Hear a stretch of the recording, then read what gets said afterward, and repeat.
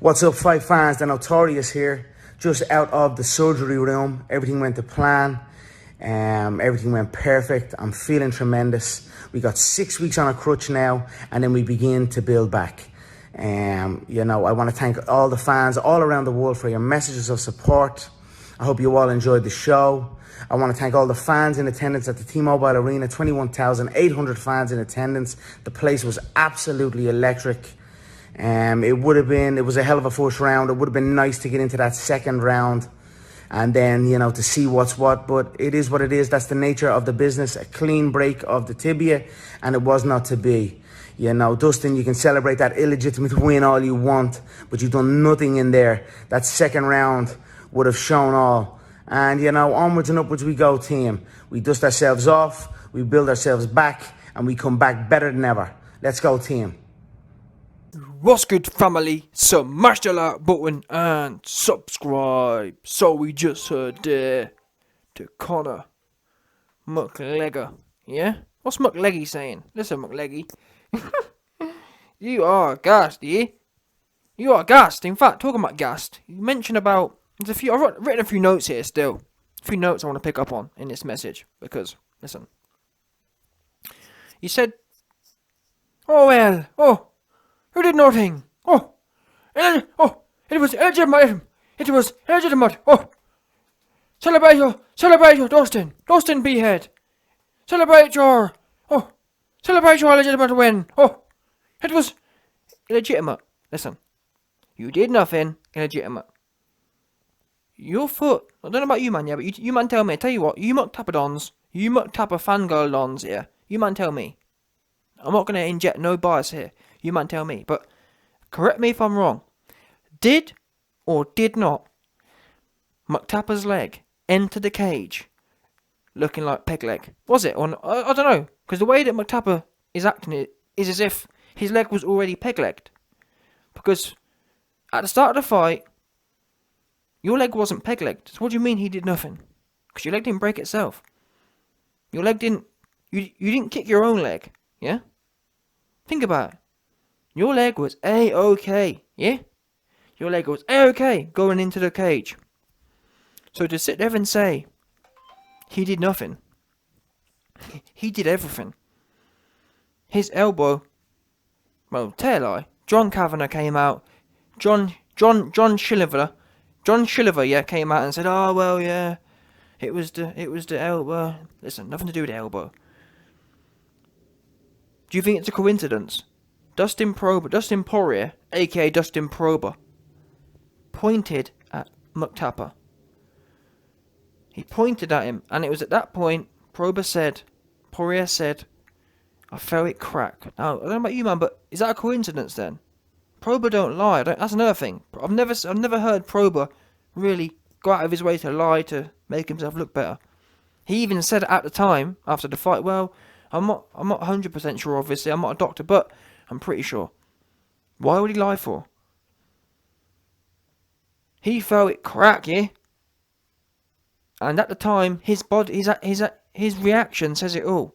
Why would he start pointing at you for nothing? He started pointing at you. He knew what happened. He knew your soft bones had cracked. Now, don't get me wrong. John Kavanagh, yeah? John Shilner, he says that it was, it was the elbow. Dustin tucked up and Conor kicked the elbow. Okay, even better. Well, who cares, is the point. Whether it was the thigh kick, where mctappe used dodgy technique and didn't land properly, or whether it was mctappe kicking the elbow. Either way, both of them are both two things which Dustin Prober did. Because we've seen many men kick people before. Seldomly do their legs break. It takes something. For example, when Anderson Silva's leg broke, it took Chris Weidman to be checking.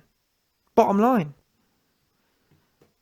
These things, to sit there and this is the thing with Anderson Silva. Anderson Silva took his licks gracefully. He didn't come out and say, it was illegitimate, and you did nothing.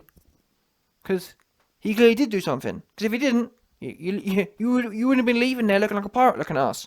Conor McPirate. You know what? Listen up a second, Conor McPirate. Conor McPirate, yeah? No, you weren't before the fight. Yeah, don't get me wrong. You was 100% mctappe, but you weren't McPirate. Going into the cage, you was mctappe, yeah? And you left the cage, muck in a heap, bruh. Yeah? Muck in a heap, bruh. Otherwise known as McPirate. That's how you left. Arr. Yeah? And the way that you was sounding off on the floor, you sounded like a pirate. Arr. That's how you sounded. Arr. Arr. Me hearty. That's what you was sounding. 100%. That's what I heard. Arr. My hearty. Yeah? 100%. Pirate thing. You was giving it all the pirate thing. Yeah? No doubt. 100% pirate. And you weren't no pirate going in. That's what I don't get. I'm struggling. You mctappedons need to help me. You weren't a pirate going into the cage, so clearly Dustin Porier did something well. Whether it was his elbow that bust your weak bones, because this is the thing I don't get as well. Either way you look at it, you was kicking Porier. So ask yourself this question: why didn't you break his bones? That's what I don't get. Why didn't you break his elbow? Why didn't you break his thigh? Oops.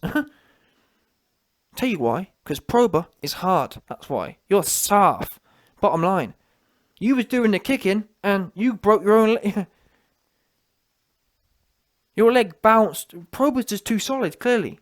Porier's been doing way too much training and his bones are dense. We already know. If you do some... obviously, some of you slow dons won't get this, but other dons, if you look into it, when people do copious amount, there's a strong causality link between sniff, yeah, between the white and osteoporosis. No doubt. There's a strong link between it. Your bones and the density of your bones just wither away if you bang the white too hard. Yeah? If you bang them stimulants too hard, it gives you soft bones. What's mctappe been doing? McTappe's got osteoporosis in his leg. His leg is all weedy because he's been brailing the white too much. We've all seen the videos. McTappe going way too hard in the cut. Way too hard in the paint. Yeah, in the club. Railing the white. And unfortunately, that's caused a degenerative bone wasting disease in your body. And that's why your bones are soft like butter. Yeah? You've got osteoporosis in your leg. And not even in your leg, it's in all your bones. Because you've been railing the white too hard. That's your problem. Too much stimulants. Your body can't repair properly. You're training. Well, that's another thing as well. You're training, breaking your body down, but then next thing you know, you're railing the white. Your body can't recover. You can't sleep at night. You ain't no one been licking the white, yeah, and then you get a good night's sleep. It don't work like that. So you got mctappe training, breaking his body down, railing the white all night for 3 nights, no sleep, no recovery, and what it does is it breaks down. Your body can't get no real repair. So your body's just breaking down. Your bones are just wasting away. That's what happened. Now you've got osteoporosis. Yeah? Your bones are just wilting away. And twos. Dustin Porier, he been getting it in. He ain't been doing no sniff. He ain't been in the club, in the paint, even a little bit. He been training. He been working. He's been building up his density. Yeah? He been recovering. He been breaking his body down and repairing it stronger. You been breaking your body down on and off like a yo-yo. That's another thing people don't understand. This yo-yo dieting and yo-yo training, that's another thing that leads to soft bones and weak muscles. The body likes consistency. Cycles of training. When you go for a hard training camp and then DOS off for a year or 2, that's no good. That's like yo-yo, same as yo-yo dieting. Good, strong diets are ones that last over time. Consistent. When you go from up, down, yo-yoing all the time, when you're yo-yoing your weight loss and yo-yoing your training, no good. Osteoporosis, that's what you 100%. And that's what we saw tonight, because end of the day, your bones are soft, yeah? Your bones are soft. And you kicked his elbow. Dustin's too strong. Dustin been training. Dustin been working. Dustin been getting it from the dirt. You been sniffing, been partying, been yo-yoing. Yeah? Mr. Yo-Yo diet, Mr. Yo-Yo training, Mr. this, that, the other. Not to mention all the goofies in your camp, all them fake degree sports science muppets. They ain't even real ones. They're fake ones. Just made up ones. Have you man ever asked yourself the question? Wait there a minute. Before mctappe got money, yeah, he never had none of these fake sports science dons in his camp, yeah. I don't know about you, but watch mctappe's early fights. He never used to gas. He never used to fall apart. He'd be, 100%. He'd be doing all of these creative kicks, yeah. No problem. No bones snapping. Now, you've got all these goofies around you. Your nutritionist got you down bad. Your nutritionist got you osteoporosis in your legs, and that's what happened. It's a big. We have to add it all up. That's how things work. Life is a big circle of addition and subtraction, and you best believe you've been adding up all these things, and next thing you know, you kick someone's elbow and your leg just fell apart. You kick someone's thigh and your leg just fell apart. Finally, your bone density was at a critical mass stage. Yeah? Or lacking critical mass stage. Too much vibration, and that bit snapped. Simple as that. Because your bones are too soft. And they're not even soft, actually. Osteoporosis is more to do with the brittleness of the bones. The wasting and then brittleness. You got wasting and brittle bones. Yeah? So you're losing the real density in your bones, and also your bones are crystallizing, making them brittle. No doubt, you got brittle, small bones, and that's what we saw. We saw your brittle, small bones crack, and that's the end of that, yeah. Bottom line. Because Dustin Porier, you sit there saying he did nothing. He did everything. His bones are strong, like an ox. You kicked him, your leg broke. Do you know how peak that is? Do you know how peak it is? It's almost like, do you know how peak it is? Imagine punching someone, yeah? Imagine punching someone square on the jaw, and your hand fractures in 6 places, and he's standing there. That's the equivalent of what mctappe wants us to believe Dustin Porier did nothing. The equivalent of what's happened tonight, or last night, was that you hit Dustin Porier square on the chin and your fist broke and he just stood there. That's the equivalent. Because you kicked him full on and your leg broke and he just stood there. Yeah? So if you just sit there and say he did nothing, he did everything. He's strong like an ox. Yeah? He's got his bottom line ox. You, bottom line osteoporosis. No doubt. Brittle and crystalline. Your bones are crystallizing. Simple as that. Yeah? Brittle and wasting. That there is a diagnosis from Dr. YB. Brittle and wasting bones. And you're lucky it's just one leg. Because if you'd have carried on, it'd have been the other 2. Anyway, let's move on. The last thing I want to pick up on is where mctappe says, "Oh hell, oh, second round, and would have been interesting, and second round, it would have been interesting. Second round? You're having a laugh. Did you not watch back the video 5 minutes after the fight had finished, and you were sitting there hyperventilating on the floor because you was that gassed, even 5 minutes after the competition had finished? Now, again, this has got nothing to do with me. I'm just reading the tape. Yeah? And the tape says you were sitting there 5 minutes after the competition. So you should have been... all other athletes, their heart rate's back to probably 80 or something. Back to a few 10, 20 beats 10, 20 beats above their normal resting heart rate. You was blowing. You was at your VO2 max. You 5 minutes later. And you You weren't even that busy in the first round because you was getting moshed for most of it. And you want to talk about the second round? Who are you kidding, mctappe? We all know you're done after the first round. Especially after being moshed like you was. Especially after how you was blowing 5 minutes after the fight was finished. Imagine you, like that man that man that I watched, yeah, blowing 5 minutes after the fight had finished, sitting there. How does he think he'd be feeling if he'd have only had a minute's rest? Not the 5 minutes he actually had at that point in time. And that, it kind of makes sense how mctappe gets finished in the first or second round, because he is literally all in. He's all in 5 minutes into the fight. The way he was blowing, there's no way. Because he would have started that second round worse than that. Worse than he was just sitting there. And it's easy to see how he falls apart now, because his gas tank goes and then he crumbles. His gas tank goes and it all falls apart from there. About it would have been interesting. And this is the thing with mctappe. He always, like many scam artists, they love to talk about things which obviously no one knows the answer to. Oh, well, it would have been interesting to see second round. But people who are scientific in nature, like the YB, we can extrapolate.